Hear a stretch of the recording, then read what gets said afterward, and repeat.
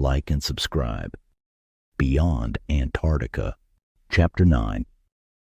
Slap that slime on there good and thick, just like we did to the outer hull of the ship. Yeah, clean off the lights. That's probably a good idea, John instructed, overseeing the operations.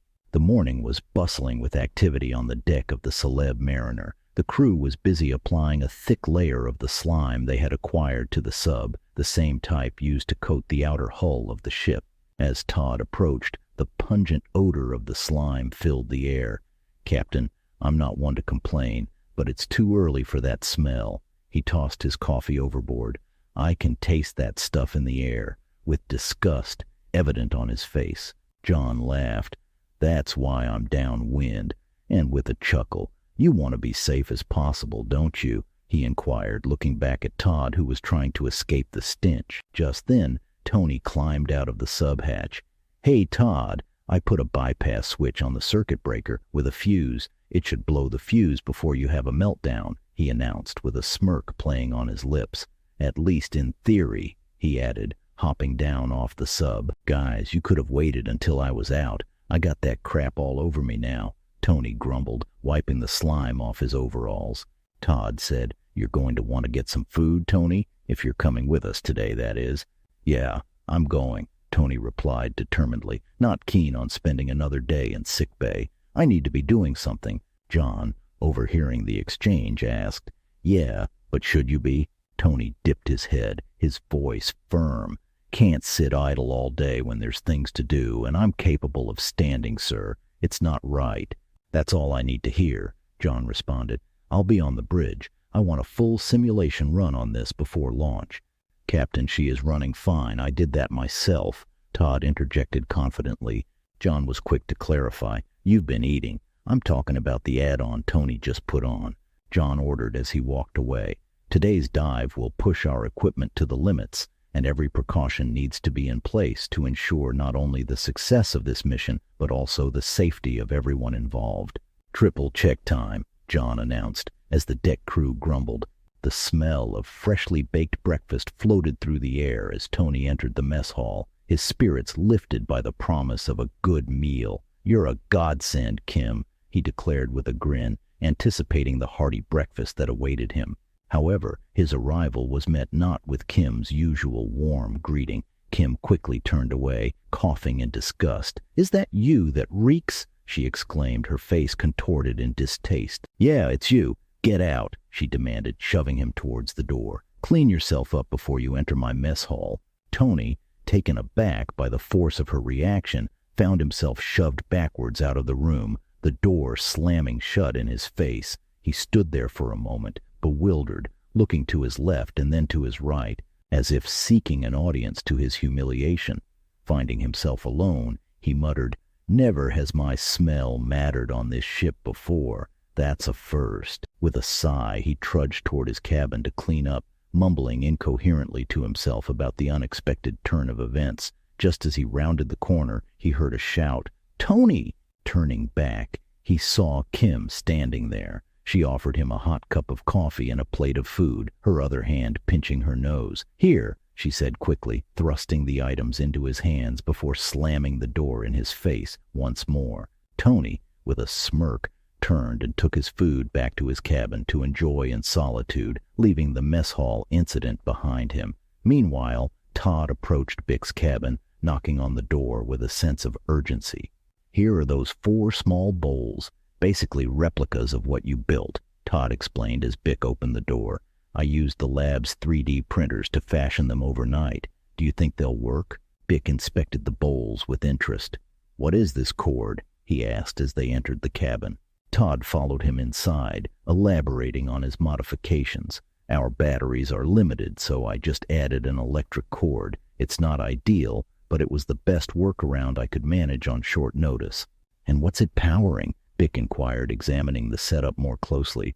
"We didn't have any more rod magnets like the one you used to represent the statue in the original pyramid setup," Todd explained. "So I used electric bar magnets instead. We can adjust the magnetism, turning it up and down as needed." Bick nodded in understanding. I was thinking if the statue was a large magnet, maybe the three little statues were magnetic rods as well, placed in key positions, he speculated, his mind racing with the possibilities. As the vortex gains speed, it pushes outward more and more. The other three statues went from small to large at a 90-degree angle to the massive statue in the middle, sitting just above the spinning vortex. Todd listened intently as Bick showed him a diagram he had drawn up of the scene. The layout was meticulously detailed, showing the arrangement of the statues and how their magnetic fields might interact with the Mercury vortex. "Here's what I think," Bick continued, pointing to the diagram. "If we can replicate the conditions, even on a smaller scale, we might be able to understand the principles behind their technology. It's a long shot, but it's the best theory I have right now." Todd was impressed by the level of detail and thought that had gone into Bick's hypothesis. "This could really work," he mused. "Let's set it up and see if we can replicate the vortex, if we can control the magnetic fields accurately." As Todd began to set up the contraption, Bick pulled the crystal skull out of the cabinet. To his surprise, it was already glowing, pulsating with a greenish light that filled the cabin with an eerie ambiance. "What did you do?" Todd asked, looking up from his work, puzzled by the skull's unexpected behavior. "Nothing," Bick replied, equally baffled. "It's just glowing for no apparent reason." Todd stood up and leaned in closer to examine the skull. "The eyes aren't doing anything. It's just glowing for now." Bick, thinking back to their previous experiments, made a connection. "Wait, this is what it was doing when the statue was holding the skull over the pool. Almost the same rhythmic pulsing. You said there's a pyramid down there in the city, right?" Todd, catching on to where Bick was heading, nodded. "You think it might have to do with the pyramid?" "Not exactly, but maybe the proximity," Bick mused. "Go get Kim's phone, see if it's charging again." Todd looked at him curiously. "Are you thinking of a Tesla coil on steroids?" Bick chuckled softly. "Yeah, a version of some kind. It seems like we might be dealing with a type of technology that uses environmental energy fields, maybe even tapping into the ether or geomagnetic forces, or something else we've not discovered or understand yet." Todd left to fetch Kim's phone, intrigued by the implications of Bick's theory. If the skull was reacting to unseen energies, perhaps that's what was messing with the sub's electronics, Todd pondered. When Todd returned with Kim's phone, they observed it closely. Just as Bick had suspected, the phone showed that it was charging, despite no apparent connection to a conventional power source. "This is incredible," Todd whispered. Bick nodded. "Let's keep testing. We need to document everything." The knock on the door interrupted Bick and Todd's fervent discussion about the mysterious energy emissions in the crystal skull. Bick leaned over to open it, revealing John, who stepped into the cabin with an air of urgency. Bick quickly briefed John on their discoveries, gesturing towards the glowing skull as evidence of the phenomena they were investigating. "And see," Todd chimed in, holding up Kim's phone. "It's charging on its own. It's not just the skull that's glowing." John nodded, acknowledging the significance of their findings. "Nice," he commented. "Okay, put this on the back burner for now. We need to get things ready for the dive today. We're prepping the sub for 4. Todd and Bick exchanged a surprised look. "4, sir?" Todd asked, a hint of concern in his voice. "I knew Tony was going, but sir, your ribs, you shouldn't even be out of bed, let alone going on a dive. We may need to leave the sub and free swim some. You're not up for any of this, sir. I remind you it's my ship. I am the one person that goes where he likes when he likes." The two fall silent as John holds back a chuckle. "Maybe I will make you take Kim for company." Todd looks up to see John smiling ear to ear. "Just ribbing you boys some," John playfully remarks.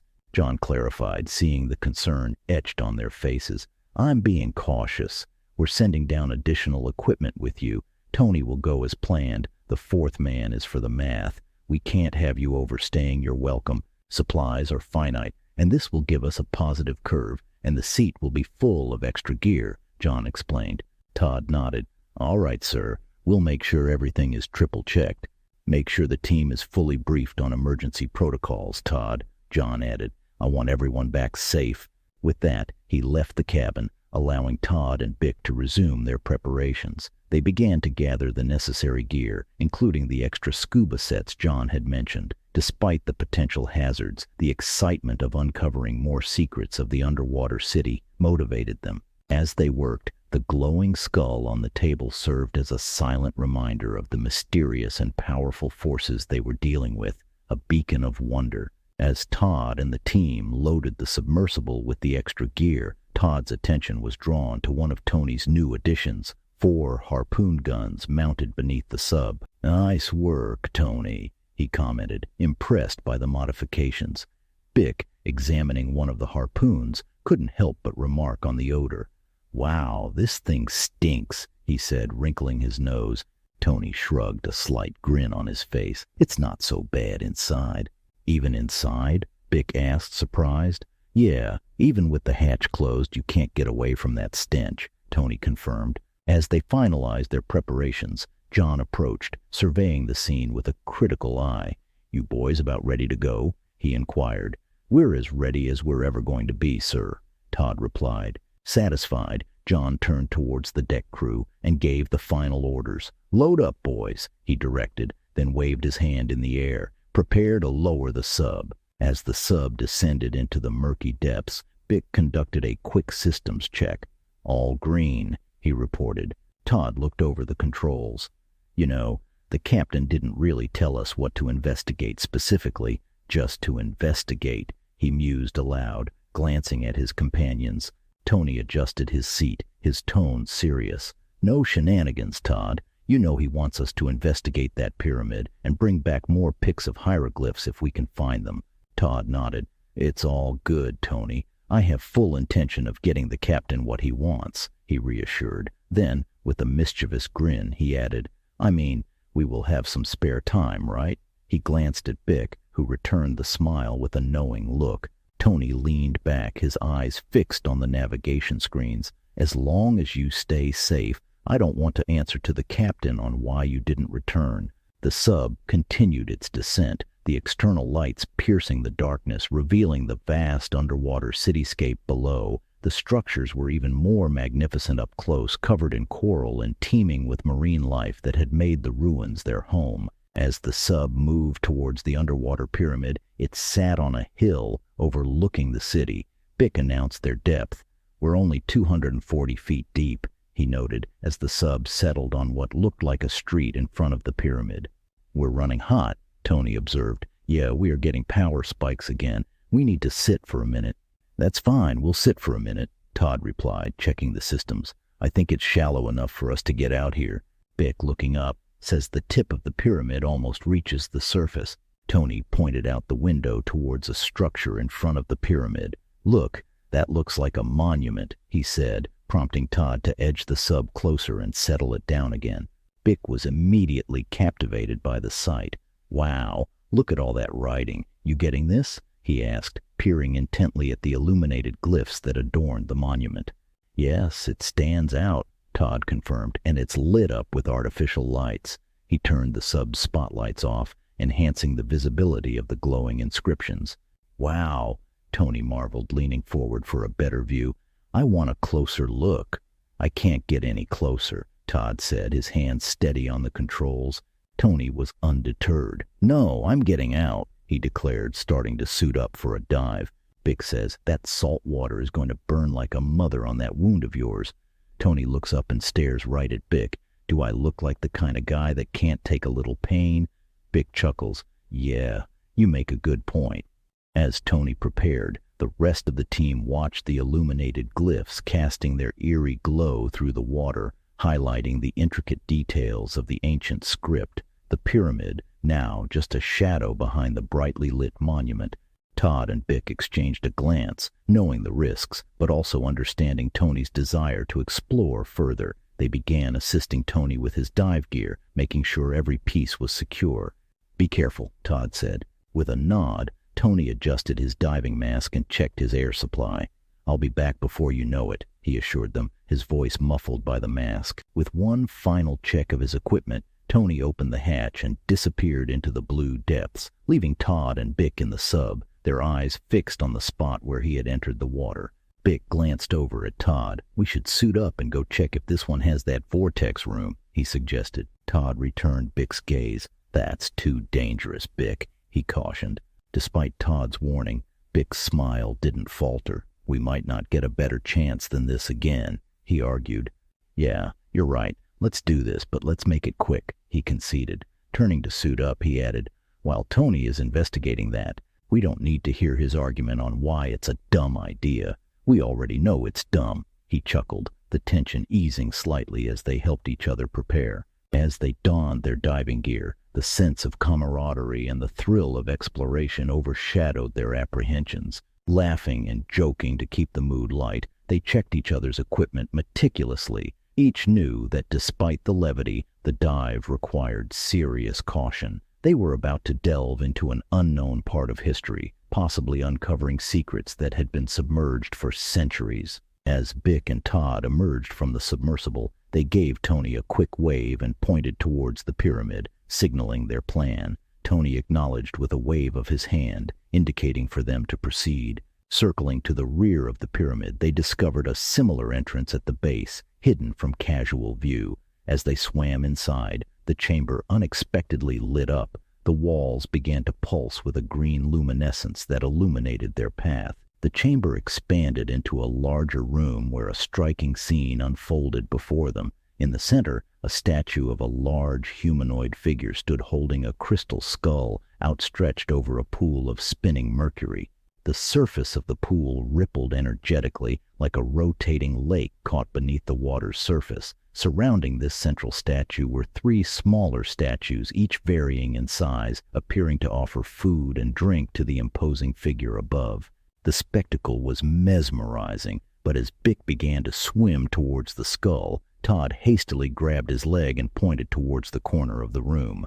There, a group of electric eels was devouring some unfortunate creature. The danger was too great to ignore, and Tony, observing, gestured vigorously for them to retreat. As they swam out and rounded the corner, jellyfish began to attack, swooping in one by one, their stings sharp and painful against Bick and Todd's legs. As they flailed to ward off the persistent creatures, their arms too began to bleed from the stings. Seeing the peril his friends were in, Tony swam towards them. Remarkably, as he approached, the jellyfish scattered, as if repelled by his presence. He quickly aided them back into the submersible. Once inside the safety of the sub, the trio took a moment to catch their breath. The room filled with their heavy breathing. Tony checked their wounds, his face etched with concern, while Bick and Todd recounted the incredible sights they had witnessed. Bick looked up and said, "Hey, Tony, I appreciate you saving us and all, but that should tell you to use soap next time you shower." Todd laughed, but Tony replied with a grimace, "I scrubbed and scrubbed. This smell isn't going anywhere. This is the best it gets." Todd chuckled. "Well, it saved us today." Tony sighed. Not worth the trade-off of eating alone.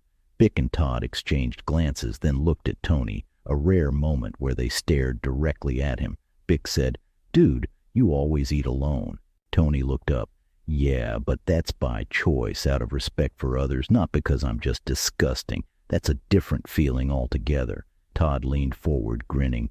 "Old friend of mine, that's what you're worried about?" Laughing, he added, "If it makes you feel better, you've always disgusted me. You like the Cincinnati Bengals, the worst team in the NFL." "Who does that, Tony?" Tony retorted with a grin. "Who day, baby, who day? Get it right." The banter lightened the mood as they patched up their wounds. As Bick struggled to stop the bleeding from his legs, Todd swiftly wrapped his own wounds tightly. "Good idea," Bick noted, watching Todd's efficient care. Tony, observing the seriousness of their injuries, suggested, "That's not good. It's slow, but we need to surface."